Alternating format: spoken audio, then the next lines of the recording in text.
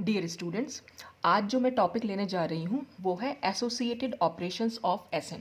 मतलब आज हम देखेंगे कि एसएन में टोटल नंबर ऑफ ऑपरेशंस कितने होते हैं। तो यहाँ पर टोटल नंबर ऑफ ऑपरेशन से क्या मतलब है वो मैं आपको बता दूँ कि हम जब एसएन अप्लाई कर रहे थे तो एसएन क्या था, एक रोटेशन और रिफ्लेक्शन एक्सिस थी।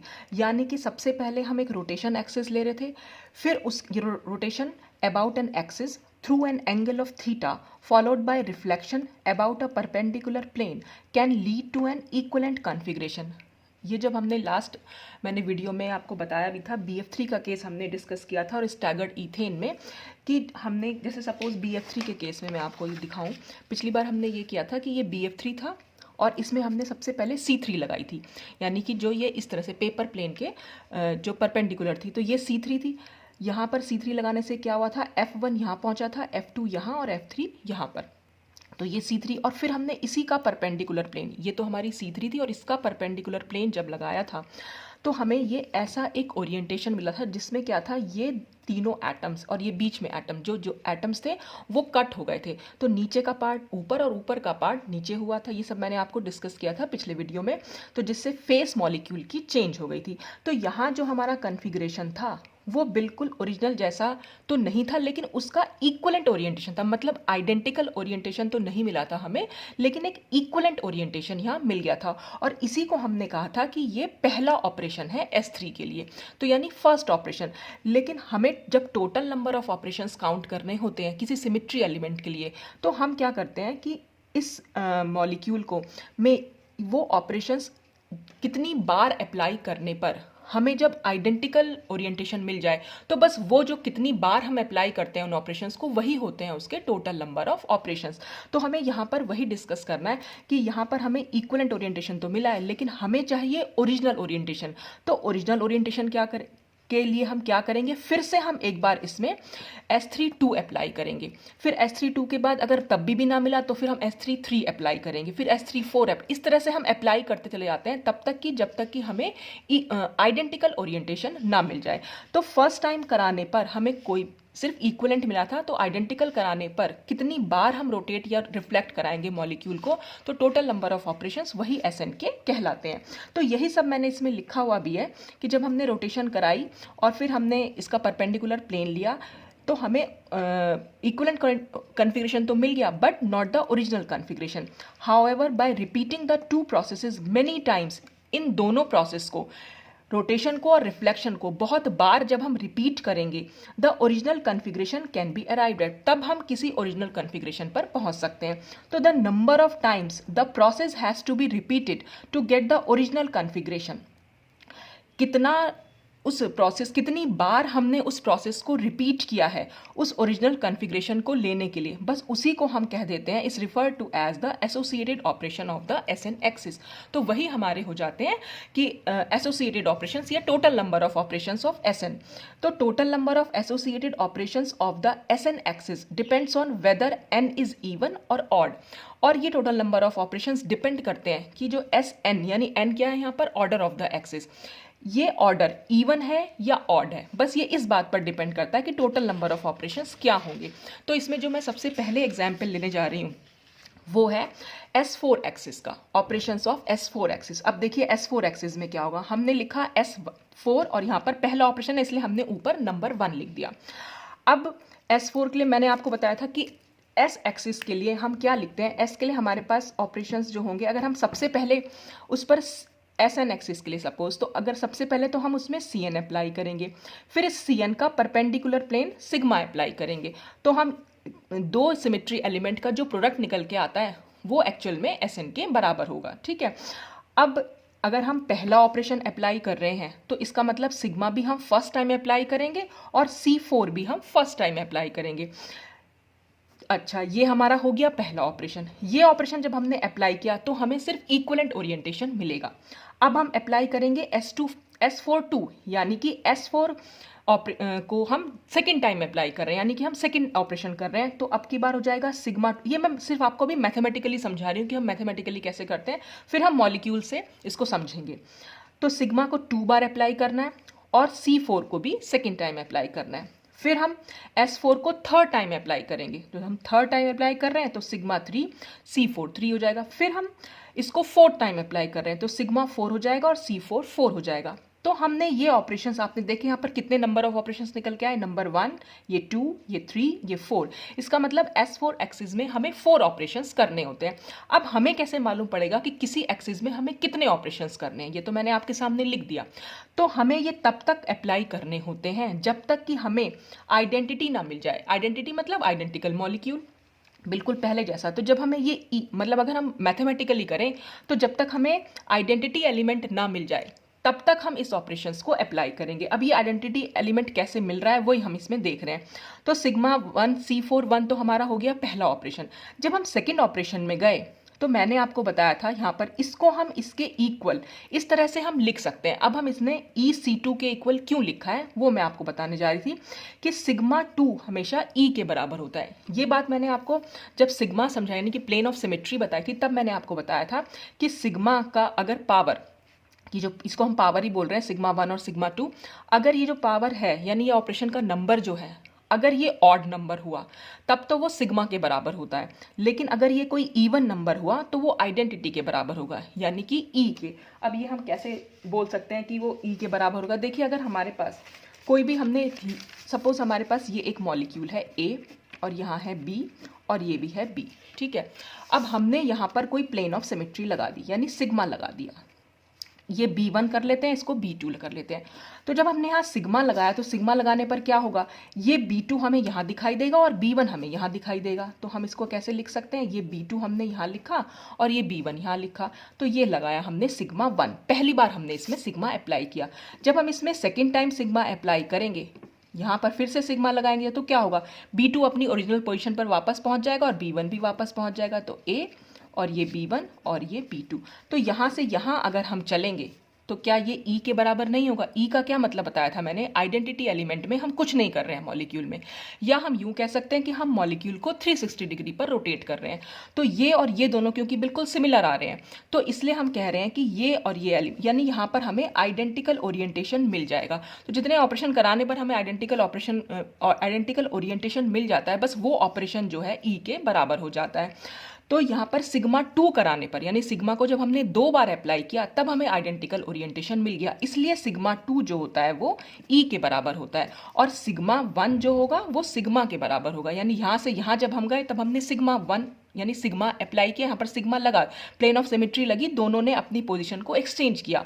सिग्मा 2 पे वापस से दोनों ने अपनी पोजीशन एक्सचेंज की लेकिन आइडेंटिकल ओरिएंटेशन हमें दे दिया। तो यहाँ से यहाँ अगर हम डायरेक्टली पहुँचेंगे तो फिर क्या हो जाएगा कि ये ऐसा लगेगा देखने में कि हमने मॉलिक्यूल में कुछ किया ही नहीं है या हमने उसे 360 डिग्री रोटेट किया है। तो ये आपको सिर्फ इतना ध्यान रखना है, अगर सिग्मा के यहाँ पर जो भी पावर कह लीजिए आप इसको कुछ भी, यहाँ पर जो नंबर है अगर वो नंबर हुआ ऑड तो हम हमेशा सिग्मा लिखेंगे और अगर वो नंबर हुआ इवन तो हम उसके लिए ई लिखेंगे। जैसे यहाँ पर तो सिग्मा 2 क्योंकि ये इवन नंबर है 2 तो हमने ई लिख दिया, ठीक है। अब ये C4 2 की जगह हमने इसे C2 लिख दिया, क्यों? क्योंकि C4 2 का मतलब होता है यानी C4 को जब हम 2 बार अप्लाई करेंगे तो वो C2 के इक्वल होती है। अब वो कैसे इक्वल होती है वो मैं आपको दिखाती हूँ यहाँ पर। जैसे सपोज हमने ये PTCl4 का एग्जाम्पल ले रखा है। PTCl4 में हमने जब ये पहली C4 लगाई, देखिए पहली C4 हम ऐसे ही लगा रहे हैं, इस प्लेन के परपेंडिकुलर लग रही, मतलब पेपर के प्लेन के परपेंडिकुलर है ये सीट, ठीक है। यानी इसके अराउंड हम रोटेशन कराएंगे इस मॉलिक्यूल को। तो जब हम पहली बार रोटेट कराएंगे तो ये C2 जो है इस C3 पर पहुंच जाएगा, ये C3 यहाँ C4 पे पहुंचेगा, C4 C1 पे, C1 यहाँ पहुंचेगा। तो वही मैंने यहाँ पर दिखा रखा है, ये C2 को मैंने यहाँ लिखा है, फिर C3 यहाँ आ गया, C4 इधर और C1, यानी ये सारी पोजीशन मैंने इस तरह से ये क्लॉकवाइज डायरेक्शन में रोटेट कर गए हैं जितने भी एटम्स थे। फिर जब हम दूसरी C2 अप्लाई कर रहे हैं, दूसरी C4 अप्लाई कर रहे हैं यानी कि दूसरा ऑपरेशन ले रहे हैं C4 का, फिर से क्या होगा, फिर हम इसी के अलोंग ऐसे रोटेट कराएंगे मॉलिक्यूल को। तो C1 फिर से यहाँ आ जाएगा, C2 यहाँ आ जाएगा, C3 ये, C4 ये, यानी ये सारे एटम्स क्लॉकवाइज डायरेक्शन में अपनी पोजीशन को एक्सचेंज कर लेंगे।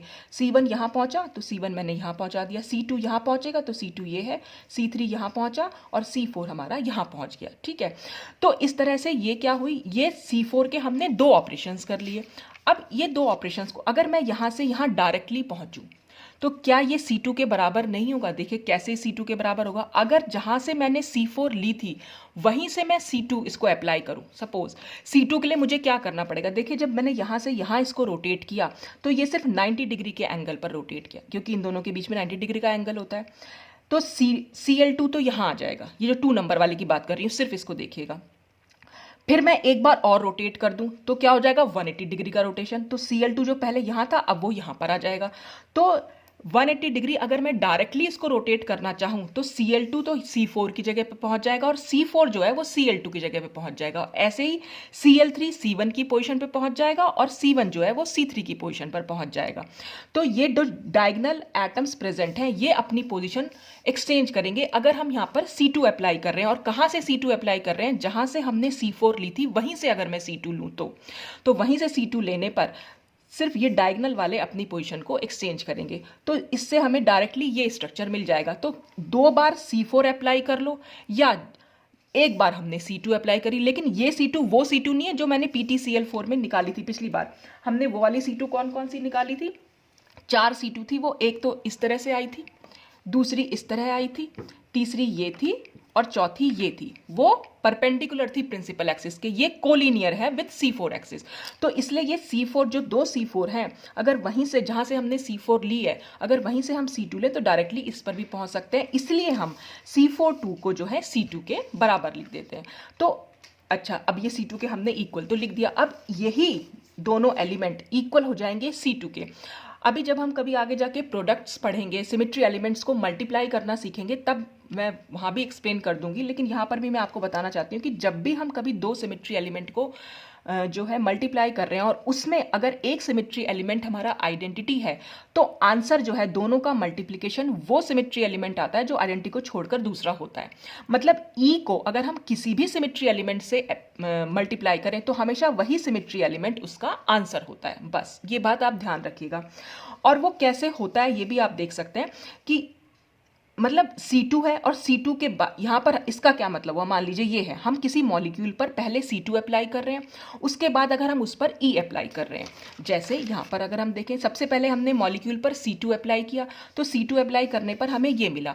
और अगर हम इस पर E अप्लाई करें, E का मतलब क्या होता है कि हम मॉलिक्यूल पर कुछ भी नहीं कर रहे हैं या हम उसको 360 डिग्री पर रोटेट कर रहे हैं, तो हमें फिर से हमें यही तो मिल जाएगा, वापस से हमें यही मिल जाएगा। और ये क्या था, ये एक्चुअल में C2 था, तो इसलिए ये E और C2 जो है वो C2 के बराबर होंगे। तो आप ध्यान रखिएगा कि आइडेंटिटी एलिमेंट को हम किसी भी सिमेट्री एलिमेंट से मल्टीप्लाई करें तो आंसर हमारा वही सिमेट्री एलिमेंट आता है जिससे हम उसे मल्टीप्लाई कर रहे होते हैं। तो ये C2 के बराबर हुआ।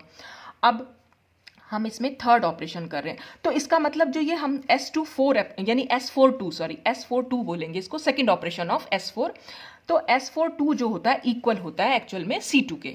अब हम देखेंगे S43 में क्या होगा, क्योंकि हमने यहाँ लिखा सिग्मा 3, अब सिग्मा की जो पावर हो गई वो ऑड हो गई, तो ऑड पावर से हमेशा सिग्मा आंसर आता है और C43 हमारा C43 ही रहेगा।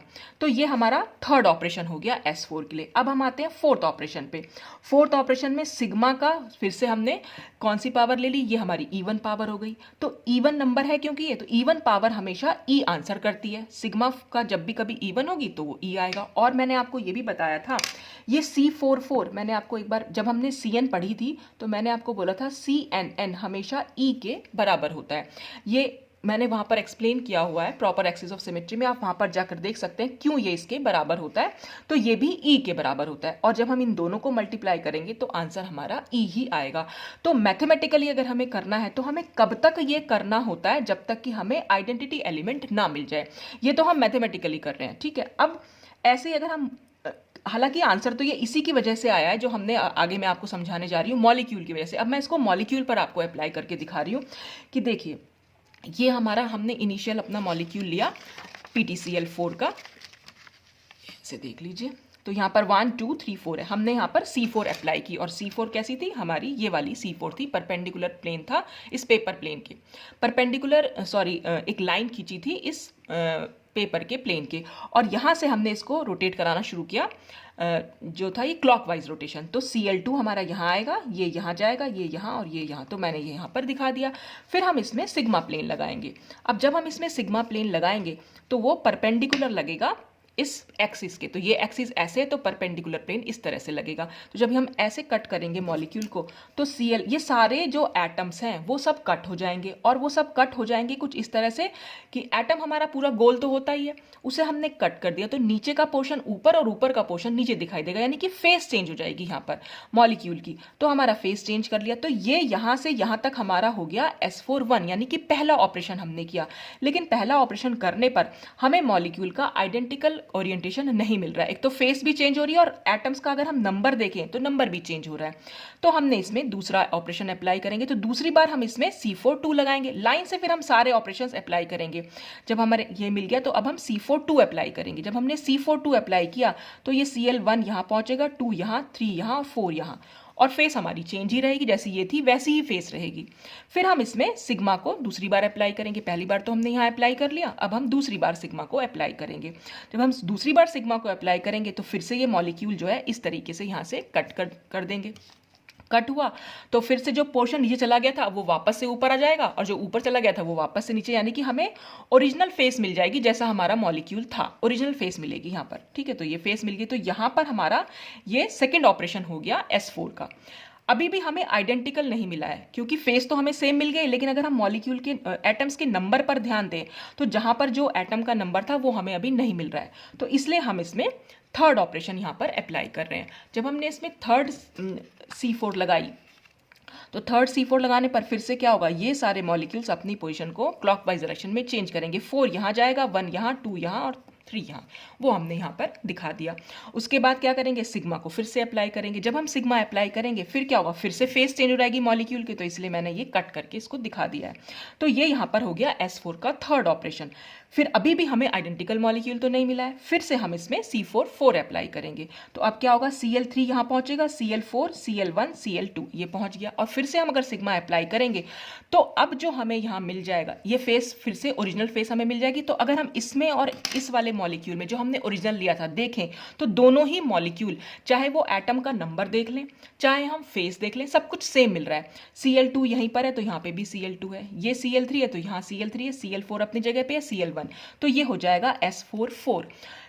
तो इस तरह से हमें आइडेंटिटी मिल गई, यानी आइडेंटिकल मॉलिक्यूल। तो हमें ये ऑपरेशंस तब तक अप्लाई करने होते हैं जब तक कि हमें आइडेंटिकल ओरिएंटेशन ना मिल जाए। ठीक है, तो इस तरह से मैंने ये S4 के लिए आपको समझा दिया है। और यहाँ पर जो मैंने दिया था स्टार्टिंग में ये S6 का ऑपरेशन था। ये हम बात कर रहे थे जब n का नंबर इवन है। S6 हमारा इवन नंबर है, या S4 अगर हम ले रहे हैं तो भी हमारा इवन है। तो S6 के लिए मैंने आपको लिख दिया है यहाँ पर, आप चाहे तो इसका स्क्रीनशॉट ले सकते हैं। और S6 मिलती है स्टैगर्ड ईथेन में। ये आप खुद से करके देखिएगा कि क्या ये ऑपरेशंस आपको मिल रहे हैं कि नहीं, तो यहाँ पर आप इसको ले सकते हैं। अच्छा, अब इसके बाद हमने जब दो देख लिए ये कि n = इवन हमने देखा कि इस तरह से हमें मिल रहा है, तो इससे हम कुछ जनरलाइजेशन यहाँ पर निकाल के लाते हैं कि इफ n = इवन तो Sn generates n number of operations where n is the order of the axis. यानी कि जब भी कभी n का नंबर इवन होगा, चाहे तो वो 2 हो, S2 हो, S4 हो, S6 हो, S8 हो, इस तरह से कुछ भी हो, तो वहां पर हमें कितने ऑपरेशंस, हम हर बार तो ये कर करके नहीं देखेंगे। तो एक छोटा सा इसका फॉर्मूला है कि Sn में हमेशा n नंबर ऑफ ऑपरेशंस आते हैं। n नंबर से क्या मतलब है, Sn का नंबर यहाँ पर 4 है, तो S4 में हमेशा आपको 4 ऑपरेशन ही दिखाई दे। टोटल नंबर ऑफ ऑपरेशन की बात कर रही हूं मैं, ये टोटल नंबर ऑफ ऑपरेशंस यहाँ पर 4 है। ऐसे ही हमने S6 में जो मैंने आपको दिखाया यहाँ पर, S6 में टोटल नंबर ऑफ ऑपरेशन 6 निकलेंगे, उसका जो ऑर्डर होगा वही निकलेंगे। n = अगर इवन है तो यहाँ पर भी आपको देखा जाए तो यहाँ पर हमारे 6 ऑपरेशन जो है वो निकल के आए, टोटल नंबर ऑफ ऑपरेशन 6 निकल के आ रहे हैं। तो जब भी n का नंबर इवन होगा हमेशा Sn जो है वो n ऑपरेशन जनरेट करेगी। अच्छा, अगर मॉलिक्यूल में Cn एंड सिग्मा प्रेजेंट होंगे तो Sn वहां पर जरूर होगी। अगर मॉलिक्यूल में Cn और सिग्मा प्रेजेंट हुए, और इसका सबसे अच्छा एग्जाम्पल था BF3 में आपने देखा था C3 भी यहाँ पर प्रेजेंट है, और अगर मैं इसी मॉलिक्यूल पर सिग्मा अप्लाई करूं, यहाँ पर एक ऑपरेशन यहाँ पर सिग्मा लगा दूं, तो सिग्मा में क्या होगा, सिग्मा में ये मॉलिक्यूलर प्लेन तो है इसमें, ये कट हो जाएगा इस तरीके से। तो जब ये मॉलिक्यूल कट हो जाएगा तो अपनी अपनी पोजीशन पर ही रहेंगे एटम, बस सिर्फ फेस चेंज हो जाएगी। तो यहाँ पर सिग्मा भी, तो इक्वलेंट ओरिएंटेशन हमें यहाँ पर मिल जाएगा।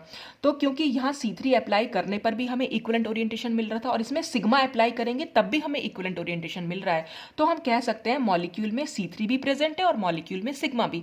तो जिन मॉलिक्यूल में Cn और सिग्मा प्रेजेंट होते हैं उसमें Sn जरूर प्रेजेंट होती है। तो अगर यहाँ पर C3 प्रेजेंट है तो इसलिए इसमें S3 प्रेजेंट होगी ही होगी। ये चीज आपको याद करने वाली है। अच्छा, अगर किसी मॉलिक्यूल में Cn और सिग्मा एब्सेंट हो तो वहां पर Sn प्रेजेंट हो भी सकती है और नहीं भी हो सकती है। तो ये Cn और सिग्मा वाला मैंने आपको एक एग्जाम्पल पिछली बार बताया भी था। देखिए यहाँ पर स्टैगर्ड इथेन में कि यहाँ मॉलिक्यूल में C6 प्रेजेंट नहीं थी और ना ही इसमें सिग्मा प्रेजेंट था। ये मैंने लास्ट लेक्चर में एक्सप्लेन भी किया था कि C6 और सिग्मा इसमें प्रेजेंट नहीं है, लेकिन फिर भी इसमें S6 प्रेजेंट है, यानी Cn और सिग्मा ना भी प्रेजेंट हो तो Sn प्रेजेंट हो भी सकती है, लेकिन बहुत से मॉलिक्यूल ऐसे होंगे जहां पर नहीं भी प्रेजेंट होगी। लेकिन अगर ये दोनों हैं तब वहां पर Sn जरूर होगी। अच्छा, अब अगर ये थर्ड नेक्स्ट इसमें जनरलाइजेशन है कि if Sn is present then Cn/2 must be present. Cn/2 से क्या मतलब है, n का नंबर जितना भी है तो n/2 अगर हम करें, जैसे अभी अभी हमने PtCl4 में भी देखा, PtCl4 में यहां पर S4 प्रेजेंट थी, तो अगर हम Cn/2 निकालें तो n/2 क्या होगा, 4/2, और 4/2 का क्या मतलब हुआ, C2, यानी मॉलिक्यूल में C2 प्रेजेंट होगी और इस मॉलिक्यूल में C2 प्रेजेंट है। चाहे तो आप उस कोलिनियर वाली को समझ लीजिए और चाहे आप इसको ऐसे समझ लीजिए, तो C2 तो इसमें प्रेजेंट होगी। तो जहां भी मॉलिक्यूल में Sn प्रेजेंट होती है वहां पे Cn/2 तो जरूर प्रेजेंट ही होगी। जैसे हमने S6 का यहाँ पर एग्जाम्पल लिया था, तो अगर ये S6 है तो यहाँ पर C3 जरूर प्रेजेंट होगी, तो वो C3 हमारी निकल के भी आएगी जब आप कभी एग्जाम्पल करेंगे। तो C3, जैसे स्टैगर्ड इथेन का एग्जाम्पल है S6, तो वहां पर C3 प्रेजेंट होती ही होती है। तो इसलिए हम ये कह सकते हैं कि जहां भी Sn प्रेजेंट होगी वहां पे Cn/2, यानी ऑर्डर को आप 2 से डिवाइड कर दीजिए तो वो जो भी आंसर आएगा वो वहां पर प्रेजेंट होगा ही, उसके हाफ ऑर्डर जिसको कह सकते हैं हम, वो प्रेजेंट होगी। And vice versa may not be true. अगर हम उल्टा करें, मान लीजिए किसी मॉलिक्यूल में Cn/2 प्रेजेंट है तो जरूरी नहीं कि उसमें Sn प्रेजेंट हो, लेकिन अगर उसमें Sn प्रेजेंट होगी तो Cn/2 भी उसमें प्रेजेंट जरूर होगी। ठीक, दूसरी चीज और लास्ट हम इसमें जनरलाइजेशन निकाल रहे हैं कि SNN यहां पर E के बराबर होता है। जैसा कि हमने CNN देखा वो भी हमारा E के बराबर था, तो ठीक यहाँ पर, लेकिन ये सिर्फ n = E1 पर ही अप्लाई होगा। तो जैसे आप यहाँ देख भी सकते हैं S66 n का नंबर, ये भी दोनों सेम आ रहे हैं। ये दोनों वैल्यूज जब सेम होंगी तो आइडेंटिटी के इक्वल आता है। और जैसे हमने S44 में भी देखा, सॉरी ये S44 में यहाँ पर देखा हमने, ये भी E के बराबर है। तो जब n का नंबर E1 होता है तो SNN E के बराबर होती है, यानी कि दोनों नंबर अगर सेम हो तो वो E के बराबर होता है। ठीक है, अब हम आते हैं जब n का वैल्यू जो है वो ऑड है। जब n की वैल्यू ऑड है यानी कि वो 3 हो सकती है और 5 हो सकती है, तो सबसे पहले हम बात करेंगे ऑपरेशंस ऑफ S3 एक्सिस के। अब S3 एक्सिस जैसे कि BF3 में प्रेजेंट थी, तो जब मैं यहाँ पर सिर्फ आपको मैथमेटिकली करा रही हूँ, S3 एक्सिस का एग्जाम्पल BF3 है, आप इसको मॉलिक्यूल में अपने आप से अप्लाई करके देखिएगा, यही सारे ऑपरेशंस वहाँ पर देखने को मिलेंगे। तो S3 हमारा हो गया σ1 C31, S32 में हम क्या करेंगे, σ2 और C32। तो सारे सिग्मा और C3 आपने लिख लिया और ऊपर 1 2 3 4 5 6 और यहाँ भी 1 2 3 4 5 6। तो हमारे पास कुल ऑपरेशंस जो यहाँ निकल के आ रहे हैं वो 6 ऑपरेशंस निकल के आ रहे हैं। अब हम देखेंगे कि ये ऑपरेशंस क्या किसी और सिमेट्री एलिमेंट्स के इक्वल बैठ रहे हैं या नहीं। तो σ2 हमारा क्या होता है, क्योंकि ये इवन नंबर है तो वो E के बराबर होता है, और C32 तो हमारा एज इट इज रखेगा। तो जब हम इसको किसी आइडेंटिटी एलिमेंट को हम जब किसी भी सिमेट्री एलिमेंट से मल्टीप्लाई करते हैं तो आंसर हमारा वही आता है जिससे हम उसको मल्टीप्लाई कर रहे होते हैं। तो यहाँ पर ये यानी हम कह सकते हैं कि जो S3 का सेकेंड ऑपरेशन है वो C3 के सेकेंड ऑपरेशन के इक्वल बैठेगा। अब हम आए S33 पर। S33 में σ3 और C33 लिखेंगे, और σ3 क्योंकि यहाँ पर हो गया हमारा ऑड तो वो सिग्मा के बराबर होगा, और C33 क्या होगा, CNN, यही तो, और CNN हमेशा आइडेंटिटी के बराबर होता है, तो ये E के बराबर हो गया। और जब हम इन दोनों को मल्टीप्लाई कर रहे हैं तो आंसर हमारा सिग्मा ही आएगा, क्योंकि आइडेंटिटी एलिमेंट से हम इसको मल्टीप्लाई कर रहे हैं। फिर हम इसमें S3 का फोर्थ ऑपरेशन देखेंगे, तो σ4 हो जाएगा, C3 भी 4 हो जाएगा। σ4 फिर से हमारा आइडेंटिटी के इक्वल हो जाएगा, क्योंकि ये इवन नंबर है। और C34 को तो हम इस तरह से भी लिख सकते हैं, देखिए C34 को हम लिख सकते हैं C33 मल्टीप्लाई बाय C31। तो इन दोनों का जो मल्टीप्लिकेशन है वो C34 के बराबर ही होगा। ये दोनों पावर जो होती है वो ऐड हो जाती हैं, तो वो दोनों पावर ऐड हो गई, तो इसलिए ये सी, तो हम इसको इस तरह से लिख सकते हैं। और जब हम इसको भी आगे देखें किसके इक्वल, तो ई को तो हम एज इट इज लिखेंगे, C33 ई के इक्वल है और ये C31 हो गया यहाँ पर। तो इन दोनों को मल्टीप्लाई करने पर भी ई ही आएगा, और जब इस ई को हम इससे मल्टीप्लाई करेंगे तो यही हमारा आंसर आएगा। फिर S35 हमने देखी, तो सिग्मा 5 और C35 के बराबर, तो ये तो सिग्मा के बराबर हो जाएगा क्योंकि ये ऑड नंबर है। और C35 को फिर से हम क्या लिख सकते हैं, C33 और C32। तो C33 तो हमारी ई के इक्वल हो जाएगी, और C32 हमने एज इट इज लिख दिया।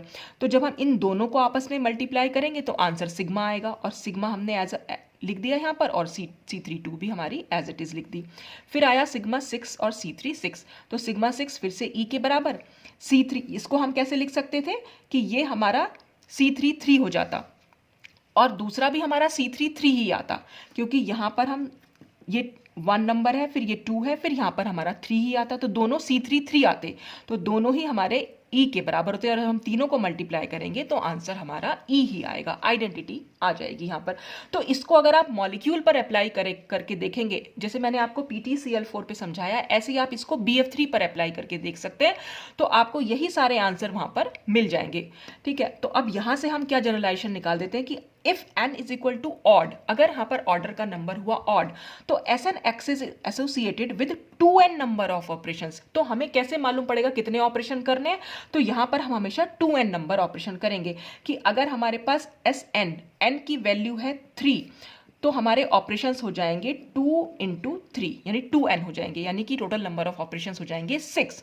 अगर हमने s का नंबर ले लिया, ये S5 ले लिया, तो 5 में हमारे ऑपरेशंस हो जाएंगे 10। इस तरह से 7 ले लिया, तो अब टोटल नंबर ऑफ ऑपरेशन हो जाएंगे 14। तो जस्ट डबल हमें वहां पर करके देखने होते हैं अगर n is equal to odd है। n is equal to even है तो हमें उतने ही ऑपरेशंस करने जितना उसका ऑर्डर है, और अगर n is equal to odd है तो हमें ऑर्डर के जस्ट डबल ऑपरेशंस करके देखने पड़ते हैं, तभी हमें आइडेंटिटी एलिमेंट यहाँ पर देखने को मिलेगा। या हम ये कह सकते हैं कि मॉलिक्यूल पर जब हम इसको अप्लाई करेंगे, तो जब हम इसके डबल ऑपरेशन करेंगे जितनी उसकी ऑर्डर है, तो तभी हमें आइडेंटिकल ओरिएंटेशन देखने को मिलेगा। और यहाँ पर जनरलाइजेशन है कि for Sn to exist, Sn के एग्जिस्ट होने के लिए यहाँ पर जब ऑड है इसका n का नंबर, तो Cn और सिग्मा को एग्जिस्ट होना ही है, मतलब Cn और सिग्मा तो उसमें प्रेजेंट होंगे ही होंगे, तभी उसमें Sn जो है एग्जिस्ट करेगी। और यहाँ पर एक लास्ट जनरलाइजेशन है कि यहाँ पर SNN सिग्मा के बराबर होता है। देखिए S33, तो यहाँ पर ये सिग्मा के बराबर है। ऐसे ही हम यहाँ पर S5 के मैं अगर आपको ऑपरेशंस दिखाऊं, तो जो S55 है वो सिग्मा के बराबर है। और यहाँ पर भी आप देख रहे हैं नंबर ऑफ ऑपरेशंस देख रहे हैं आप, 10 ऑपरेशंस निकल के आए, क्योंकि यहाँ पर n का नंबर जो है ऑड है, और ऑड में हमेशा 2n ऑपरेशन देखने को मिलते हैं, जस्ट डबल। अगर यहाँ 5 है तो हमें 10 ऑपरेशंस देखने को मिले। तो आप चाहें तो S5 का भी एक स्क्रीनशॉट ले सकते हैं और फिर अपने आप से इसको करके देखिएगा। पहले आप इसको देख लीजिएगा कैसे कर रहे हैं, फिर अपने आप से इसको करके देखिएगा कि किस तरह से हमने इसको किसी और सिमेट्री एलिमेंट के ये क्या इक्वल आ रहे हैं या नहीं आ रहे हैं। तो टोटल नंबर ऑफ ऑपरेशंस अगर हमें निकालने हैं तो हम इस तरह से निकाल सकते हैं, अगर ऑड नंबर है ऑर्डर का और अगर इवन नंबर है तो कैसे निकालेंगे। तो ये सिर्फ टोटल नंबर ऑफ ऑपरेशंस है।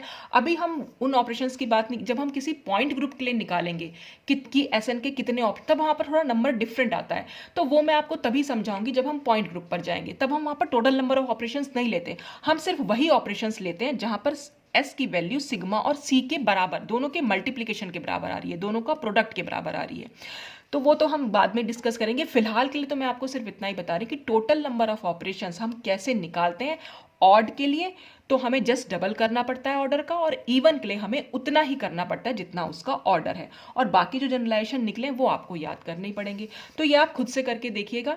तो ये सिर्फ मैथमेटिकली भी समझा दिया मैंने आपको और मॉलिक्यूल का एग्जाम्पल लेके भी। तो आज के लिए बस इतना ही। नेक्स्ट वीडियो में हम लास्ट हमारा एलिमेंट रह गया है इसमें, सेंटर ऑफ सिमेट्री, तो वो हम इसमें डिस्कस करेंगे। तो आज के लिए बस इतना ही। Thanks for watching.